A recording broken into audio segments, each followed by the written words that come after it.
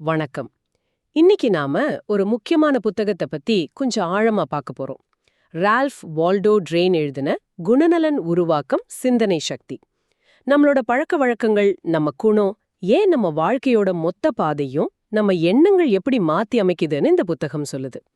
இதுல இருக்கிற சில முக்கியமான ஐடியாஸ், டெக்னிக்ஸ் பத்தி தான் இன்னைக்கு பேச போறோம். உங்க குணத்தை நீங்க மாத்தணும்னு நினைச்சாலோ இல்ல இந்த எண்ணங்களோட பவர் பத்தி தெரிஞ்சுக்கணும்னு ஆர்வம் இருந்தாலும் இது உங்களுக்கு கண்டிப்பா யூஸ்ஃபுல்லா இருக்கும். சரி, ஆரம்பிக்கலாமா? ட்ரெயின் என்ன சொல்றாருன்னா, நம்ம கிட்ட நிறைய பழக்கங்கள் இருக்கு இல்லையா? நமக்கே தெரியாம உருவாகிடுது. சிலது நல்லது, சிலது கெட்டது. ஆனா இத நாமளே முடிவு பண்ண முடியாதா? நம்ம கேரக்டரை நாமளே உருவாக்க முடியாதா? அவர் சொல்ற ஒரு வரி எனக்கு ரொம்ப பிடிச்சது. நான் என்னவாக இருக்க விரும்புகிறேனோ அதுவாகவே இருப்பேன் அப்படின்னு ஒவ்வொருத்தரும் சொல்ல முடியும், சொல்லணுங்கிறாரு. இத கேட்கவே பவர்ஃபுல்லா இருக்குல்ல? நிச்சயமா ரொம்ப பவர்ஃபுல்லான கருத்து அது. இதுக்கு அடிப்படை என்னன்னா, நாம செய்யற ஒவ்வொரு வேலைக்கு முன்னாடி ஒரு எண்ணம் இருக்கு. குறிப்பா நம்ம உணர்வோட சம்பந்தப்பட்ட செயல்களுக்கு முன்னாடி நம்ம மனசுல எந்த எண்ணம் ரொம்ப வலுவா இருக்கோ அதுதான் நம்ம செயல்ல அதிகமா வெளிப்படும். அதனால நம்ம மனசு மேல நமக்கு ஒரு கண்ட்ரோல் இருக்கணும். ஆமா, கண்ட்ரோல். ஒருவேளை அப்படி இல்லனா கூட அந்த கண்ட்ரோலை கொண்டு வர்றதுக்கு வழி இருக்குன்னு ட்ரெயின் சொல்றாரு. நம்ம குணம், நம்ம வாழ்க்கை, இதுக்கெல்லாம் பேஸ்மெண்ட்டே நம்ம எண்ணங்கள் தான். நம்ம எண்ணங்களை கட்டுப்படுத்துறதுன்னு சொல்றீங்க. அது எப்படி முடியும்? ஏன்னா மனசு பாட்டுக்கு அங்க இங்க தாவிட்டு இருக்குமே. அதுக்கு ஏதாவது ரூல்ஸ் மாதிரி இருக்கா? இருக்கு. ட்ரெயினை தான் மனதின் விதி அப்படின்னு சொல்றாரு. இது கிட்டத்தட்ட நம்ம உடம்புல இருக்கிற அனிச்சை நரம்பு மண்டலம், அதாவது இன்வாலண்டரி நர்வஸ் சிஸ்டம் வேலை செய்யற மாதிரி தான். இப்ப பாருங்க, ஒரு குறிப்பிட்ட வேலையை ஒரு குறிப்பிட்ட வழியில திரும்ப திரும்ப செஞ்சா என்ன ஆகும்? அடுத்ததோ செய்யும் போது இன்னும் ஈஸியா இருக்கும். ஆமா, பழகிடும். கரெக்ட். தொடர்ந்து செய்ய செய்ய அது ரொம்ப இயல்பா எந்த ஒரு எஃபர்ட்டும் இல்லாம நடக்க ஆரம்பிச்சிடும். நம்ம யோசிக்காமலே கை தானா வேலை செய்யும் இல்லையா? இதே கான்செப்ட் தான் எண்ணங்களை கட்டுப்படுத்துறதுக்கும். ஆரம்பத்துல கொஞ்சம் கஷ்டமா இருக்கலாம், ஃபெயிலான மாதிரி கூட தோணலாம். ஆனா விடாம முயற்சி பண்ணிட்டே இருந்தா போக போக முழு கண்ட்ரோல் கண்டிப்பா வரும். நீங்க ஒவ்வொரு தடவை முயற்சி பண்ணும்போதும் அது தோல்வியா தெரிஞ்சா கூட உங்க வெற்றிக்கு தேவையான சக்தியை அது கொஞ்சம் கொஞ்சமா சேர்க்குது. உண்மையான முயற்சி எப்பவுமே வீண் போகாது. ஓ, அப்ப இது ஒரு பயிற்சி மாதிரி, மனசுக்கு ஒரு எக்ஸசைஸ் கொடுக்கற மாதிரி. சரி, இந்த எண்ணங்களோட பவர் பத்தி ட்ரெய்னர் சில உதாரணங்கள் சொல்றாரே, அந்த காசாளர் கதை, அப்புறம் அந்த குடிக்கிற பையனோட கதை, அந்த எண்ணங்கள் எப்படி ஒரு ஆபத்தா மாறுது கொஞ்சம் சொல்லுங்களேன். ஆஹா, அந்த உதாரணங்கள் ரொம்ப முக்கியம். ஏன்னா அது அந்த ஆபத்து எப்படி படிப்படியா வளருதுன்னு காட்டுது. இப்ப அந்த காசாளர் விஷயத்தை எடுத்துக்கலாம். பங்குச்சந்தையில ஈஸியா பணம் பண்ணலான்னு ஆசைப்பட்டு ஆபீஸ் பணத்தை யூஸ் பண்ணலாமான்னு ஒரு சின்ன எண்ணம் வருது. முதல் எண்ணம். ஆமா, அந்த எண்ணம் வரும்போதே புத்திசாலியா இருந்தா அது அப்பவே மனசுல இருந்து தூக்கி போட்டுடுவான். ட்ரெயின் சொல்ற மாதிரி ஜாக்கிரதையா அதை அழிச்சிடணும். ஆனா கொஞ்சம் அசால்ட்டா விட்டா அந்த எண்ணத்தை மனசுக்குள்ளேயே வச்சு அசை போடுவான். அப்படி எவ்வளவு நேரம் அதை மனசுல ஓட விடுறானோ அந்த அளவுக்கு அது பெருசாகும், வலுவாகும். கடைசியில அவனோட மன உறுதி அது ஜெயிச்சிடும். அப்புறம் என்ன? அவமானம், கேவலம், ஜெயில்னு வாழ்க்கை போயிடும். ஐயோ! சிம்பிளா சொன்னா ஒரு சின்ன தீப்பொறி மாதிரி. ஆரம்பத்துல ஊதி அணைக்கிற மாதிரி. ஆனா பெருசா பத்திக்கிட்டா அணைக்க முடியாது. ஒரு தீக்குச்சி வெளிச்சத்தை ஒரு சின்ன ஊதல்ல அணைச்சிடலாம். ஆனா அதுவே ஒரு பில்டிங்கே எரிக்கிற நெருப்பா மாறுனா கட்டுப்படுத்தவே முடியாது. புரியுது, புரியுது. அதே மாதிரி தான் அந்த இழையனோட கதையும். முதல்ல ஃப்ரெண்ட்ஸுக்காக அவங்க கூட சேர்ந்து ஜாலியா இருக்கணும்னு குடிக்க ஆரம்பிக்கிறான். அப்போ அவனோட உள் மனசு சொல்லும் இது தப்புன்னு. ஆனா அதை கண்டுக்க மாட்டான். ஒவ்வொரு தடவை குடிக்கும் போதும் வேண்டான்னு சொல்ற அவனோட மன உறுதி கொஞ்சம் கொஞ்சமா குறையும். போக போக தனியா இருக்கும்போதும் குடிக்க ஆரம்பிக்கிறான். ஓ, அப்புறம் அது பழக்கமாகி அடிமையாகிடுறான். கடைசியில் அவன் நிலைய உணரும்போது சுத்தி கஷ்டம், வறுமை, அவமானம். சுதந்திரமா இருந்த நாட்களை நினைச்சு ஏங்குவான். ஆனா நம்பிக்கை போயிருக்கும். ஆரம்பத்துல அந்த தடவை வேண்டான்னு சொல்லி இருந்தா இந்த நிலைமை வந்திருக்காது. கேட்கவே ரொம்ப கஷ்டமா இருக்கு. இப்படி ரொம்ப மோசமான நிலைமைக்கு போன ஒருத்தர், அந்த இளைஞன் மாதிரி ஒரு பழக்கத்துக்கு அடிமையானவர், அவங்களுக்கு மீண்டு வர வழியே இல்லையா? ஒரு நம்பிக்கை இருக்குமா? நிச்சயமா இருக்கு. எவ்வளோ மோசமான நிலையில இருந்தாலும் பரவாயில்ல. ட்ரெயின் ரொம்ப அழுத்தமா சொல்றாரு. நினைச்சு பார்க்க முடியாத அளவுக்கு கீழே போயிட்டாலும், உதவியே இல்ல, நம்பிக்கையே இல்லைன்னு தோணினாலும், அதிலிருந்து வெளியே வந்து மறுபடியும் ஒரு சுதந்திரமான மனுஷனா மாற சக்தி அவனுக்குள்ளேயே இருக்கு. அப்படியா? அது எப்படின்னு சொல்றாரு? அதுக்கு ட்ரெயின் மறைமுக விதி அப்படின்னு ஒன்னு சொல்றாரு. Law of indirectness. அதாவது இப்போ குடிக்கணும்னு ஒரு எண்ணம் வருதுன்னு வச்சுக்கோங்க. சரி. அந்த எண்ணத்தோட நேரடியா சண்டை போடுறது கஷ்டம். அதை எதிர்க்க எதிர்க்க அது இன்னும் வலுவாகலாம். அதுக்கு பதிலா மனச வேற ஒரு நல்ல விஷயத்துக்கு திருப்புறது சுலபங்கிறாரு. எப்படின்னா? இப்போ டிவில ஒரு சேனல் பிடிக்கலன்னா என்ன பண்ணுவோம்? ரிமோட் எடுத்து டக்குன்னு வேற சேனல் மாத்துவோம் இல்லையா? ஆமா. அதே மாதிரி தான். அந்த கெட்ட எண்ணம் வரும்போது அதையே முறைச்சு பார்க்காம மனச வேற ஒரு நல்ல விஷயத்துக்கு திருப்பணும். உதாரணத்துக்கு, முழுமையான சுயக்கட்டுப்பாட்டோட இருந்தா எவ்வளவு நல்லா இருக்கும்னு கற்பனை பண்ணலாம். இல்ல மனசுக்கு இயல்பாவே சந்தோஷம் தர்ற வேற ஏதாவது ஒரு பாசிட்டிவான எண்ணத்துல கவனத்தை செலுத்தலாம். குடிக்கணும்னு தோணின அடுத்த செகண்டே அந்த எண்ணத்தை மனசுல இருந்து தூக்கிட்டா அந்த சின்ன தீக்குச்சியை அணைச்ச மாதிரி. ஆனா அந்த எண்ணத்தை மனசுல ஓட விட்டா அது பெரிய நெருப்பா மாறிடும். சரி சரி. இப்படி தொடர்ந்து செய்ய செய்ய என்ன ஆகும்னா, கெட்ட எண்ணம் வரும்போது அதை ஒதுக்குறது ஈஸியாகும். நல்ல எண்ணங்களை மனசுல பதிய வைக்கிற சக்தி வளரும். காலப்போக்குல அந்த கெட்ட எண்ணம் வர்றதே குறையும். வந்தாலும் அதை சுலபமா நீக்கிடலாம். கடைசியில் அது சுத்தமா மறைஞ்சே போயிடும். இதே முறைய எரிச்சல், கோபம் இந்த மாதிரி குணங்களுக்கும் பயன்படுத்தலாம். கோபத்தை தூண்டுற மாதிரி ஒரு எண்ணம் வந்ததும் டக்குன்னு அதை நிறுத்தி மனசை உடனே வேற நல்ல விஷயத்துக்கு திருப்பினா போக போக அமைதி, ஒரு விதமான சாந்தம், வசீகரம் தானா வரும். ஓ, அப்போ இது வெறும் கெட்ட பழக்கத்தை மாத்துறது மட்டும் இல்ல போல, நம்ம மொத்த வாழ்க்கை பார்வையையே மாத்துற சக்தி இதுக்கு இருக்குன்னு சொல்றீங்க. ஒருவன் தன் இதயத்தில் நினைப்பது போலவே இருக்கிறான் அப்படின்னு ஒரு பைபிள் வசனத்தை ட்ரெயின் அடிக்கடி சொல்றாரே, அது இதோட கனெக்ட் ஆகுதா? ஆமா, ரொம்ப சரி. அதுதான் இதுக்கு மையம்னே சொல்லலாம். நாம எதை பத்தி திரும்ப திரும்ப அதிகமா யோசிக்கிறோமோ அதோட சாயலாவே நாம மாறுறோம். இது வெறும் நம்பிக்கை இல்ல, இது ஒரு விதி, ஒரு சட்ட மாதிரிங்கிறாரு ட்ரெயின். அந்த வரிசையை கவனிங்க. எண்ணம் அது செயலுக்கு வழிவகுக்குது. செயல் திரும்ப திரும்ப செஞ்சா பழக்கமாகுது. பழக்கங்களோட மொத்தம் தான் குணம். அந்த குணம் தான் நம்ம வாழ்க்கைய, நம்ம விதியை தீர்மானிக்குது. பாத்தீங்களா? எண்ணத்துல ஆரம்பிச்சு வாழ்க்கை வரைக்கும் எல்லாம் ஒன்னோட ஒன்னு இணைஞ்சிருக்கு. இது ஒரு சங்கிலி மாதிரி. ஆமா. அதனால வாழ்க்கையில உயர்ந்த லட்சியங்களை நாம உருவாக்கிக்கணும். அதை விடாம பிடிச்சுக்கணும். எதிர்காலத்துல கிடைக்க போற பெரிய நன்மைக்காக இப்போ கிடைக்கிற சின்ன சின்ன சந்தோஷங்களை தியாகம் செய்ய தயாரா இருக்கணும். அப்படி இருக்கிறவன் தான் உண்மையான பலசாலி, நல்ல குணம் உள்ளவன்னு சொல்றாரு. இன்னொரு முக்கியமான விஷயம் சொல்றாரு. நமக்கு என்ன நடக்குதுங்கிற சூழ்நிலையை விட அந்த சூழ்நிலையை நம்ம எப்படி எடுத்துக்கிறோம், எப்படி எதிர்கொள்றோங்கிறது தான் முக்கியம். ஆமா, இது நிறைய பேர் சொல்றாங்க. ஆமா. புலம்புறது, குறை சொல்றது நம்மள பலவீனப்படுத்தும். நம்ம சக்தியை குறைச்சிடும். வர்ற கஷ்டங்களை, பிரச்சனைகளை நமக்கு கத்துக் கொடுக்கிற பாடங்களா பார்க்கணும்.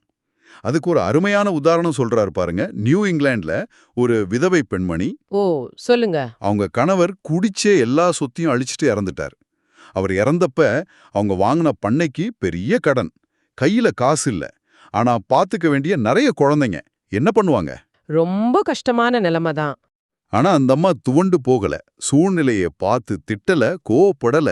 தைரியமா ஃபேஸ் பண்ணாங்க. பல வருஷமா கோடை காலத்துல சிட்டில இருந்து வர்ற விருந்தாளிகளுக்கு சமைச்சு போட்டு அவங்கள கவனிச்சுக்கிட்டாங்க. அதிகாலை 3:30 மணிக்கு எந்திரிச்சு ராத்திரி 10 மணி வரைக்கும் ஓயாம உழைச்சாங்க.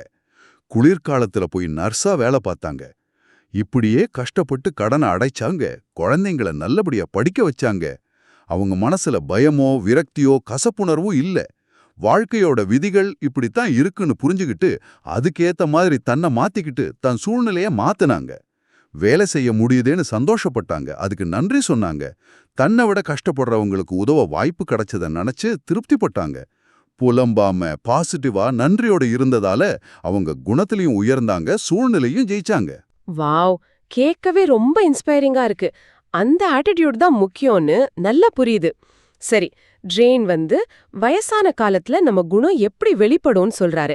சில பேர் வயசாக ரொம்ப ஸ்வீட்டா மாறுறாங்க, சிலர் ரொம்ப கடுகடுன்னு கசப்பா மாறுறாங்களே, அது ஏன்? ஆமா, அதையும் சொல்றாரு. ட்ரெயின் என்ன சொல்றாருன்னா, நம்ம வாழ்க்கை முழுக்க நம்ம மனசுல என்ன மாதிரி எண்ணங்கள் ஓடிக்கிட்டு இருந்துச்சோ, என்ன மாதிரி என்ன பழக்கங்கள் இருந்ததோ, அதுதான் வயசான காலத்துல அப்படியே நம்ம குணமா வெளிப்படுங்கிறாரு. ஒரு ஸ்டேஜுக்கு அப்புறம் நம்மளால அதை மறைக்க முடியாது. நம்ம வாழ்நாள் முழுக்க இருந்த நம்ம மனநிலைகள், பழக்கங்கள், குணங்கள் எல்லாம் ஒன்னா சேர்ந்து நம்ம உண்மையான முகத்தை காட்டும். எந்த மாதிரி எண்ணங்கள் நம்ம மனசுல அதிகமா ஆட்சி செஞ்சுச்சோ அதுதான் நம்ம இறுதி குணமா தெரியும். இதுல யாருக்கும் விதிவிலக்கு இல்ல. அப்போ அது தானா நடக்குமா? ஆமா, அதுக்கு ஒரு அழகான உதாரணம் சொல்றாரு. ஒட்டு போட்ட மாமரம் மாதிரி. மாமரமா? ஆமா, ஒரு மரம் இருக்கு. பல வருஷமா சாதாரண நாட்டு மாம்பழம் கொடுத்துட்டு இருக்கு. கொஞ்ச காலத்துக்கு முன்னாடி அதுல ஒரு நல்ல ரக மாங்கன்ற ஒட்டு போட்டிருக்கான்னு வச்சுக்கோங்க. வசந்த காலத்துல பூக்கும்போது பார்த்தா 2 பகுதியிலேருந்து வர்றப்போ ஒரே மாதிரி தான் தெரியும். வித்தியாசம் தெரியாது. சரி. பூக்கு அப்புறம் பிஞ்சு விடும். மரம் முழுக்க பிஞ்சு தொங்கும். அப்பவும் பெரிய வித்தியாசம் தெரியாது. ஆனா இன்னும் கொஞ்சம் வாரம் கழிச்சு பழம் பெருசாகும்போது அதோட வடிவம், அளவு, நிறம், சுவை அது எவ்வளவு நாள் கெடாம இருக்குங்கிறதுல வித்தியாசம் நல்லா தெரியும். ஒன்னு அந்த நாட்டு மாம்பழம் சின்னதா கல்லு மாதிரி புளிப்பா ஒரு மாதிரி மஞ்ச கலந்த பச்சை நிறத்துல இருக்கும், சீக்கிரம் கெட்டு போயிடும். இன்னொன்னு அந்த ஒட்டு போட்ட பழம் பெருசா நல்ல இனிப்பா சாஃப்டா அழகான சிவப்பு நிறத்துல இருக்கும். அடுத்த வருஷம் மரம் பூக்குற வரைக்கும் கூட கெடாம தாங்கும். இதேதான் மனுஷ வாழ்க்கைக்கும். பழத்தோட உள்ள இருக்கிற குணம் எப்படி ஒரு ஸ்டேஜ்ல வெளியே வருதோ அதே மாதிரி மனுஷங்களோட வாழ்நாள் முழுக்க இருந்த எண்ணெய் பழக்கங்களும் வயசாகும்போது அவங்களோட குணமா பளிச்சுன்னு தெரிய ஆரம்பிக்கும். ஓ, அப்போ நல்லபடியா வயசாகணும்னா அழகான எல்லாரையும் கவரக்கூடிய அமைதியான முதுமை வேணும்னா அதுக்கு இளமையிலையும் நடுவயசுலையுமே நம்ம விதை போடணும். நல்ல எண்ணங்களை வளர்த்துக்கணும். அன்பு, இரக்கம், நம்பிக்கை, மன்னிப்பு, மத்தவங்க மேல அக்கறை, அவங்களோட கருத்துக்களுக்கு மரியாதை கொடுக்கறது, இதெல்லாம் அழகான முதுமையை கொடுக்கும். அதுக்கு பதிலா கவலை, பயம், சுயநலம், குறுகிய மனப்பான்மை, எப்ப பார்த்தாலும் குறை சொல்றது, கிண்டல் பண்றது, அடுத்தவங்க என்ன நினைப்பாங்களோன்னு பயப்படுறது, இந்த மாதிரி நெகட்டிவ் எண்ணங்கள் இருந்தா கசப்பான, வெறுமையான, யாருக்கும் பிடிக்காத முதுமை தான் வரும். இந்த குணங்கள் நம்ம குரல்ல, முகத்துல, நம்ம உடம்போட தோரணையில, ஏன் நம்ம ஆரோக்கியத்துல கூட வெளிப்படும்னு ட்ரெயின் சொல்றாரு. அப்போ நாம இப்போ எப்படி யோசிக்கிறோங்கிறது நம்ம எதிர்காலத்தை, ஏன் நம்ம வயசான காலத்தை கூட தீர்மானிக்குதுன்னு சொல்றீங்க. இதுக்கு நாம ஏதாவது செய்ய முடியுமா? இந்த பாசிட்டிவ் எண்ணங்களை வளர்க்க ஏதாவது ஸ்பெஷல் வழி இருக்கா? அதுக்கு ட்ரெயின் ஒரு முக்கியமான வழி சொல்றாரு. தினமும் கொஞ்ச நேரம், ஒரு 10 நிமிஷமோ 15 நிமிஷமோ அமைதியா தனியா செலவு பண்ணணும். எதுக்கு? எதுக்குன்னா, முதல்ல நம்ம மனசுல இருக்கிற சிக்கல்களை கொஞ்சம் அவிழ்த்து பார்க்க. அடுத்து நம்ம வாழ்க்கையோட உயர்ந்த லட்சியங்களை மனசுல உருவாக்கிக்க. மூணாவது நம்ம எண்ண சக்தியை ஒருமுகப்படுத்த. இதுக்கெல்லாம் மேல ரொம்ப முக்கியமா எல்லாத்துக்கும் ஆதாரமா இருக்கிற அந்த எல்லையற்ற சக்தியோட, அதாவது இன்ஃபினிட் அப்படின்னு ட்ரெயின் சொல்றாரு, அதோட உணர்வு பூர்வமா ஒரு தொடர்புல இருக்க இது உதவும். அந்த எல்லையற்ற சக்தினா கடவுள் மாதிரியா? ட்ரெயினோட பார்வையில அது இந்த பிரபஞ்சத்தை இயக்குற, எல்லாத்துக்கும் அடிப்படையா இருக்கிற ஒரு மகா சக்தி. அதை நாம கடவுள்னு சொல்லலாம், பிரபஞ்ச சக்தின்னு சொல்லலாம். அந்த சக்தியை நாம தியானம் மூலமாவோ இல்ல இப்படி அமைதியா இருக்கும்போது உணர முடியும். கடவுளோட ராஜ்யம் வெளியில்ல, நமக்குள்ளதான் இருக்குன்னு சொல்ற மாதிரி நம்ம உண்மையான ஆன்மாவும் அந்த தெய்வீக சக்தியும் ஒண்ணுதான்னு நம்ம உணரணும். அந்த சக்தி நம்ம வழியா வெளிப்பட நம்ம அனுமதிக்கணும். ட்ரெயின் இன்னொரு விஷயம் சொல்றாரு. கிழக்கத்திய நாடுகள்ல இந்த மாதிரி உள்முகமா தியானம் பண்றது அதிகம், ஆனா செயல்பாடு கம்மியா இருக்கு. அதனால அவங்க கனவு காண்ற விஷயங்களை நிஜமாக்க சில சமயம் கஷ்டப்படுறாங்க. அதுவே மேற்குல மக்கள் பயங்கர ஆக்டிவா இருக்காங்க, ஓடிட்டே இருக்காங்க. ஆனா அவங்களுக்கு ஒரு மையம், ஒரு அமைதி இல்லாததால அலைக்கழிக்கப்படுறாங்க. ஓ, அப்போ ரெண்டு பேலன்ஸ்டா இருக்கணும். ஆமா, அதான் ட்ரெயின் சொல்லுறேன். நாம நம்ம மையத்தை அந்த எல்லையற்ற சக்தியில கண்டுபிடிக்கணும். அந்த அமைதியான இடத்துலேருந்து யோசிக்கணும், பேசணும், வேலை செய்யணும், அன்பு செலுத்தணும், வாழணும். இதுதான் நிறைவான வாழ்க்கைக்கு வழி. இப்படி நம்ம உள்சக்தியோட தொடர்புல இருந்தா நம்ம பரம்பரை, நம்ம வளர்ந்த சூழல் மாதிரி தடைகளை கூட ஜெயிக்க முடியும்னு சொல்றாரு. நம்ம உண்மையான ஆன்மாவோட கனெக்ட் ஆகும்போது பரம்பரைங்கிறது ஒரு சுலபமா உடைக்கக்கூடிய குச்சி மாதிரி தான் தெரியும்னு சொல்றாரு. ஆக மொத்தம் இந்த கலந்துரையாடல்ல இருந்து நாம புரிஞ்சுக்க வேண்டியது என்னன்னா, நம்ம எண்ணங்கள்ங்கிறது சும்மா அல்ல. அது நம்ம பழக்க வழக்கங்கள், நம்ம குணம், ஏன் நம்ம விதியையே வடிவமைக்கிற பயங்கர சக்தி வாய்ந்த கருவிகள். அத சரியா பயன்படுத்துற ஆற்றல் நம்ம ஒவ்வொருத்தர்கிட்டயும் இருக்குங்கிறது நிஜமாவே ஒரு பெரிய நம்பிக்கை கொடுக்குது. நாம அதை உணர்ந்தாலும் சரி, இல்லைன்னாலும் சரி, ஒவ்வொரு எண்ணமும் அதுக்கேத்த விளைவை உருவாக்குது இல்லையா? ஆமா, நிச்சயமா. இறுதியா ஒரு சிந்தனை. ட்ரெயின் சொல்ற மாதிரி வாழ்க்கைங்கிறது எதுக்கு? அனுபவங்கள் மூலமா தெய்வீக சுய உணர்தலை அடையிறதுக்கான ஒரு பயணம். அதுதான் நாம இங்க இருக்கிறதுக்கான உண்மையான நோக்கம். நமக்கு வர்ற நல்லது கெட்டது எல்லாத்தையும் புத்திசாலித்தனமா கையாள்ற அளவுக்கு நாம வளரணும். மரணங்கிறது ஒரு முடிவில்ல, அது ஒரு வடிவத்திலிருந்து இன்னொரு வடிவத்துக்கு மாறுற ஒரு வேகமான மாற்றம்தான். ஒரு பழைய சட்டையை கழட்டிட்டு புதுசு போடுற மாதிரி நம்ம உடலுங்கிற இந்த உடையை கழட்டிட்டு நம்ம ஆன்மா ஒரு புது இன்னும் நுட்பமான உடலை எடுக்குது. இது இருட்டுக்கு போறதில்ல, ஒரு ஒளியிலிருந்து இன்னும் பிரகாசமான இன்னொரு ஒளிக்கு போறது. அதனால இதை பார்த்து பயப்பட தேவையில்ல. அதனால இந்த குணத்தை உருவாக்குறதுங்கிறது இந்த வாழ்க்கைக்கு மட்டும் இல்ல, அதுக்கப்புறமும் தொடர ஒரு முக்கியமான விஷயம். ரொம்ப அருமையான கருத்து. அதனால இன்னைக்கு நீங்க கேட்டதிலிருந்து இந்த எண்ண சக்தி கொள்கைகளை பயன்படுத்தி நீங்க மாத்தணும்னு நினைக்கிற ஒரு பழக்கம் இது, இல்ல வளர்த்துக்கணும்னு நினைக்கிற ஒரு நல்ல குணம் இது அப்படின்னு கொஞ்சம் யோசிச்சு பாருங்களேன். உங்க எண்ணங்களை வழிநடத்துற சக்தி உங்ககிட்டயே இருக்கு. உங்க வாழ்க்கைய, அதோட குணம், நீங்க அடையிற வெற்றி, உங்க சக்தி, அந்த தெய்வீக சுய உணர்தல், அதோட தாக்கம், இதை எல்லாத்தையும் நீங்க எப்படி உருவாக்கணும்னு நினைக்கிறீங்களோ அப்படி உருவாக்க முடியும். அந்த சக்தி உங்க ஒவ்வொருத்தர்கிட்டயும் இருக்கு. அதை நம்புங்க, பயன்படுத்துங்க.